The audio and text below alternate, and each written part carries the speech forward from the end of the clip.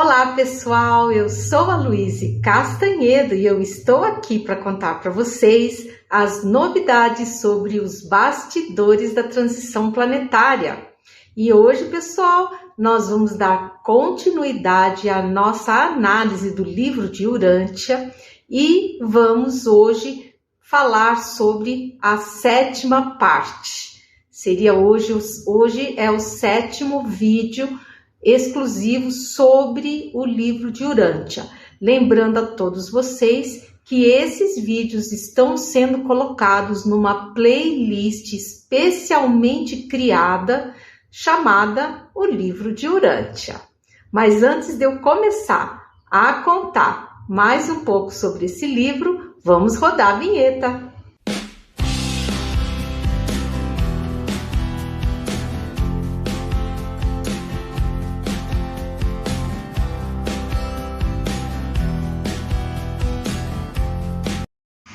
Pois muito bem, vamos começar o nosso vídeo de hoje com muita alegria, aonde eu gosto de saudar a todos vocês, meu público querido, desejando muita saúde, muita paz, muita harmonia e principalmente muita esperança. Vamos aguentar firme, moçada, que falta pouco. Pelo menos é o que as nossas estimadas entidades estão nos dizendo. Vamos continuar orando pela paz no mundo, pela suavização na operação de despertamento físico. Vamos orar pelas cidades de São Paulo, Rio de Janeiro e Brasília. E vamos também, gente, orar pelos nossos irmãos do Piauí e pelos nossos irmãos mineiros lá de Juiz de Fora e Ubá, que sofreram aí um revés de clima muito severo, né? E vamos dando início aí ao nosso programa aí do livro de Urântia. Já estamos nos aproximando da reta final. Nós vamos então continuar hoje a nossa análise do livro sob, claro, o comando do nosso estimadíssimo capitão. E vamos falar hoje sobre a questão dos reis magos, a estrela de Belém, José de Arimateia, as viagens de Jesus, os essênios e também sobre a família de Jesus. Então, vamos começar. Segundo o livro de Urântia, os magos não eram 3 nem reis, mas sim 2 caravanas de estudiosos de astrologia e religião, pesquisadores sinceros, que vieram pelo fenômeno celeste extraordinário que era a estrela de Belém. E eu, é claro, quando vi aquela informação, que contradiz um pouco o que está na Bíblia, perguntei ao nosso querido capitão se aquilo realmente procedia. E ele respondeu o seguinte, ele falou assim: os 3 reis magos eram estudiosos e sábios, pertencentes à elite dos seus povos. E vieram, é claro, em caravanas, como era o costume naqueles tempos. Eles foram orientados por uma conjunção celeste de astros, mas foram guiados até Jesus pela nave Estrela de Belém. Segundo o livro de Urântia, a Estrela de Belém teria sido apenas uma conjunção tripla de Júpiter e Saturno na constelação de Peixes. E que essa conjunção ela teria ocorrido no ano de 7 antes de Cristo. E eu, claro, perguntei ao capitão: isso procede? E ele me respondeu, falou: não procede, minha filha, não procede. Houve sim uma conjunção de astros, mas a estrela de Belém em particular era uma nave astral que podia se materializar em luz. E vamos para outro assunto. Segundo o livro de Urântia, José de Arimateia não teria nenhuma influência na vida de Jesus, até que ele se tornasse adulto. Porque José de Arimateia não era de Nazaré, e sim da elite judaica de Jerusalém, que ele surgiria na vida adulta de Jesus como alguém simpatizante, mas não próximo. E aí, claro, eu perguntei, falei, isso procede, capitão? E ele respondeu, falou assim, o papel de José de Arimateia foi o de dar suporte financeiro e estratégico para Jesus. Realmente, ele era muito discreto, mas foi sim muito atuante na vida de Jesus e de Maria. Ele teve muita participação na vida de Jesus a partir de seus 20 anos, encaminhando-o a viagens enriquecedoras para a sua missão. E se você estiver gostando do conteúdo, já sabe, gente, me apoiem, deem o seu like, cliquem no sininho, compartilhem o vídeo com aquelas pessoas que ainda não conhecem o nosso trabalho, que gostam desses assuntos. E se você não for inscrito ainda, por favor, se inscreva aí, ajude a gente a chegar nos 100 mil, que vai ser um marco muito, muito importante para o canal, porque a partir dos 100 mil, o YouTube, ele sobe a relevância dos vídeos a um outro patamar, oferecendo os nossos vídeos a um número maior de pessoas interessadas. Então, gente, bora ajudar aí o canal, vamos colaborar para que a gente possa expandir aí a nossa missão de divulgação da boa nova do mundo de regeneração. E vamos para frente. Segundo o livro de Urântia, Jesus foi uma criança, sim, normal. Um adolescente responsável e que aos 20 anos ele teria viajado apenas pelo Mediterrâneo. Eu perguntei para o nosso querido capitão se isso procedia. E ele falou assim, o desenvolvimento de Jesus foi gradativo e crescente, com seus dons aflorando conforme ele ia crescendo. Ele possuía uma grande capacidade de manipulação energética e era comum vê-lo reanimando passarinhos, chamando peixes e animais os mais diversos que o obedeciam docilmente.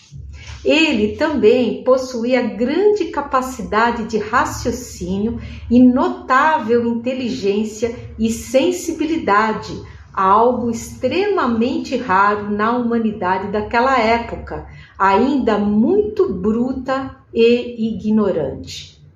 José e Maria percebiam que ele realmente era uma criança e um adolescente muito diferente dos outros, mas isso não o fazia ser distante dos demais.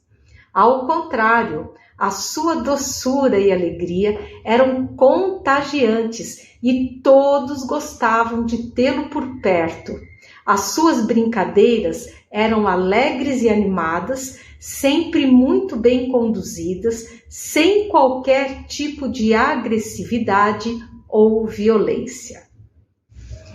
Quando ele ingressou na casa dos 20 anos, José de Arimateia ofereceu-lhe a oportunidade de viajar para outras terras, aonde ele teria contato com outras culturas, religiões e filosofias.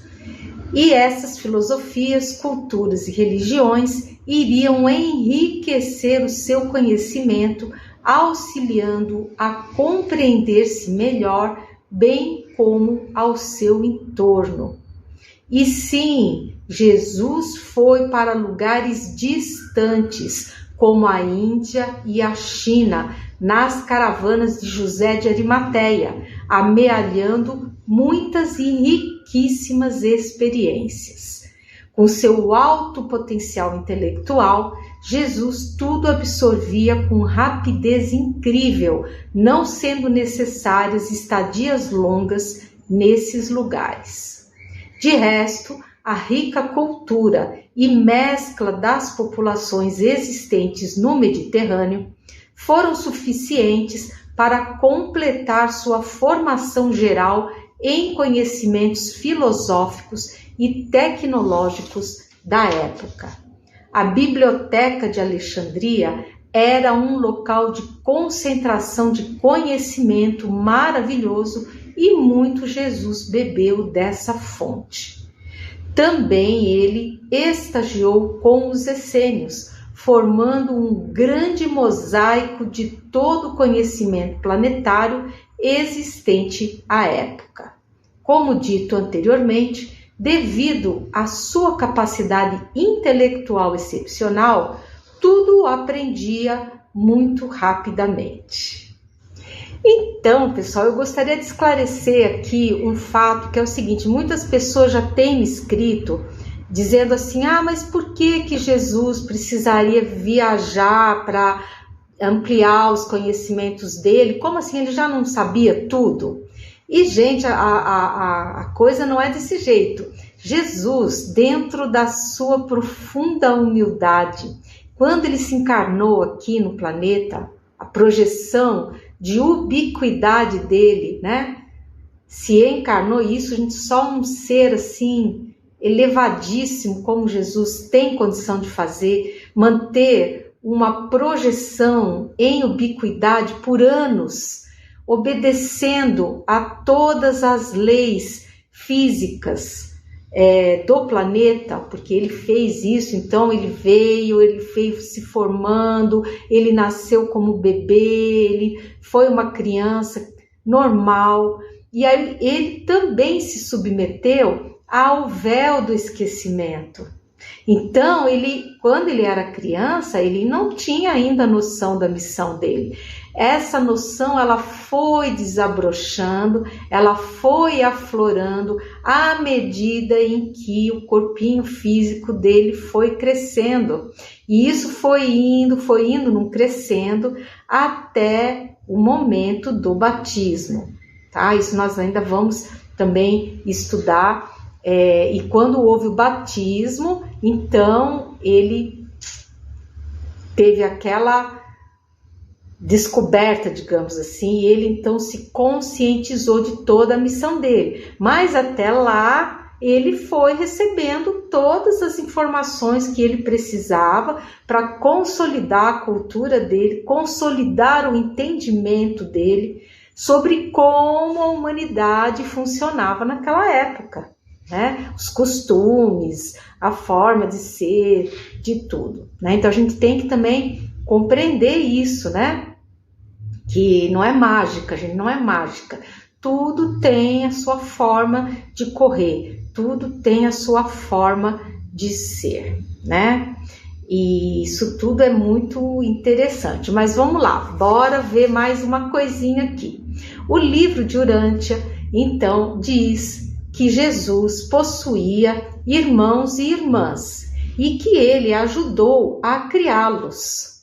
E seriam eles Tiago, José, Simão, Judá e irmãs. Coitadinhas, né? Mulherada, nem o nome citaram, porque mulher naquela época, né? Só diz assim, irmãs, né? E eu perguntei então ao nosso querido capitão se isso realmente procedia, né? E ele respondeu, ele falou, Jesus possuía sim vários irmãos e irmãs, filhos de Maria e José, e por eles sempre velou. Então,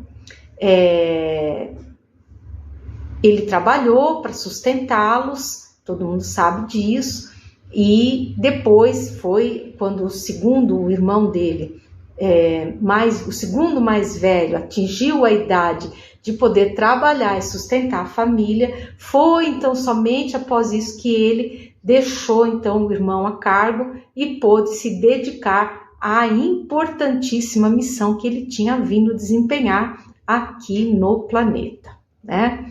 E aí o capitão já começou a fazer menção de ir embora, e eu, antes que ele fosse embora, aproveitei para fazer mais uma perguntinha, assim, sobre como que estaria a operação de rescaldo das almas perdidas no umbral, o chamado Grupos de Filhos de Tomé.